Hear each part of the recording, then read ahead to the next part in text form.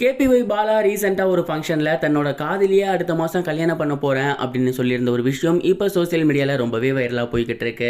விஜய் டிவியோட கலக்கப்போவது யாரு நிகழ்ச்சியின் மூலயமா மக்கள் மத்தியில் மிகப்பெரிய வரவேற்பு பெற்றிருந்தவர் தான் பாலா. அந்த ஒரு நிகழ்ச்சிக்கு அப்புறம் இவர் ஏராளமான படங்கள் பண்ணியிருந்தாரு. அது மட்டும் இல்லாமல் ஏராளமான ஷோஸ் பண்ணிட்டு இருக்காரு. நிறைய ஷோஸ் தொகுத்து வழங்கிட்டு இருக்காரு. இதெல்லாம் தாண்டி அவர் இப்போ நிறைய நலத்திட்ட உதவிகள் பண்ணி வந்துகிட்டு இருக்காரு. அவர்கிட்ட இருக்க மொத்த காசையும் போட்டு ஏகப்பட்ட நல உதவிகள் பண்ணி வந்துகிட்டு இருக்காரு. இந்த ஒரு நிலையில சமீபத்தில் ஒரு காலேஜில் பாலாவை சீஃப் கெஸ்ட்டாக கூப்பிட்டுருந்தாங்க.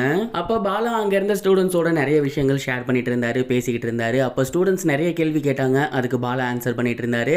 அப்படி இருக்கும்போது ஒரு ஸ்டூடெண்ட் என்ன கேட்டிருந்தாங்கன்னா, நீங்கள் எப்போ கல்யாணம் பண்ணிக்க போறீங்க அப்படின்னு கேட்டிருந்தாங்க.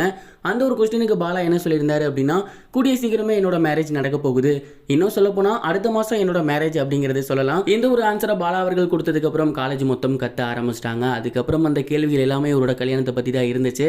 அந்த ஒரு பொண்ணு யாரு, உங்களோட ஃப்ரெண்டா இல்லை ரிலேட்டிவா, நீங்கள் லவ் பண்ணிட்டு இருக்கிறது ஸ்கூல் டேஸ்லேருந்தா காலேஜ் டேஸ்லேருந்தா, எப்போ உங்கள் அஃபிஷியலாக கல்யாண டேட்டை அனௌன்ஸ் பண்ண போகிறீங்க அப்படின்னு ஏராளமான கேள்விகள் வந்துச்சு.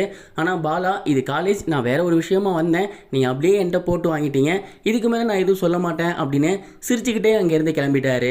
பல வருடங்களாக லவ் பண்ண போகிற பொண்ணு தான் அடுத்த மாதம் நான் மேரேஜ் பண்ண போகிறேன் அப்படின்னு சொல்லியிருந்த விஷயம் இப்போ சோசியல் மீடியாவில் ரொம்பவே வைரலாக போய்கிட்டு இருக்கு. அண்ட் இதை பார்த்துட்டு கண்டிப்பாக இவரோட ஃப்ரெண்ட்ஸான விஜய் டிவியில் இருக்க மெம்பர்ஸ் எல்லாமே அவங்களோட சோசியல் மீடியா பேஜில் இதுக்கப்புறம் பேச ஆரம்பிப்பாங்க. அண்ட் கண்டிப்பாக அந்த பொண்ணு யாரு, பாலா அவர்கள் எவ்வளோ வருஷமாக லவ் பண்ணுறாங்க அப்படிங்கிற விஷயங்கள்லாம் அடுத்தடுத்து வந்துடும். ஏன்னா இதே மாதிரி தான் புகழ் அவர்களுக்கும் நடந்துருந்துச்சு. அவர் ஒரு வார்த்தை சொன்னார், அதுக்கப்புறம் ஒவ்வொருத்தராக அது யாரு அப்படின்னு சொல்ல ஆரம்பிச்சிட்டாங்க.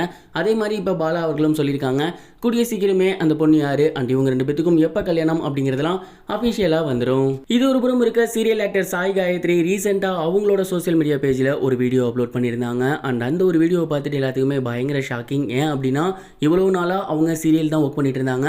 அண்ட் இப்போ புதுசாக பிஸ்னஸ் ஒன்று ஸ்டார்ட் பண்ணியிருக்காங்க. அதுவும் சொந்தமாக கம்பெனி ஓப்பன் பண்ணியிருக்காங்க. ஜெயா டிவிலையும் ஜீ தமிழ்லையும் விஜேவா இருந்தாங்க. அதுக்கப்புறம் ஏகப்பட்ட சேனல்ஸில் விஜேவா ஒர்க் பண்ணியிருக்காங்க. அண்ட் ஒரு கட்டத்தில் சீரியல் ஆர்டிஸ்டாக வந்திருந்தாங்க. ஈரமான ரோஜாவே, பாண்டியன் ஸ்டோர்ஸ் அப்படின்னு சூப்பர் ஹிட்டான சீரியல்ஸில் நடிச்சிருந்தாங்க.